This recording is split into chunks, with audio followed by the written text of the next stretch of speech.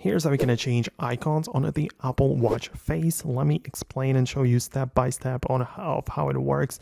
If you're new on Foxtecc and if it's your first time here, check out the rest of the channel, but also subscribe so you do not miss the upcoming quick tutorials like this one. So you can grab the Apple Watch, and the first thing that lights up is called the watch face in here. And so many options and ways to set it up, but the most common blueprint is to just hold down on it like that. It will kind of like zoom out, and you need to click on the edit button below.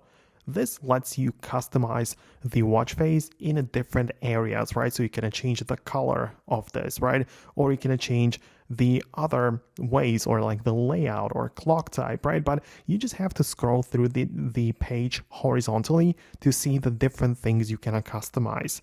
And you eventually just want to get to the complications, right? So the complications are the term which describes the icons on the watch face, like these quick shortcuts.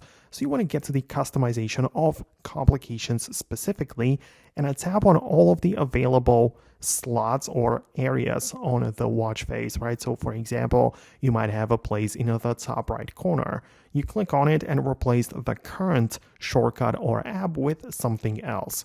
You can, for example, click on the world clock and even choose a specific city which is supposed to display it, right? So you have plenty of options. It all depends on the apps you have installed on your device. So even if you have some third-party apps which support these types of complications, you can even add those as well.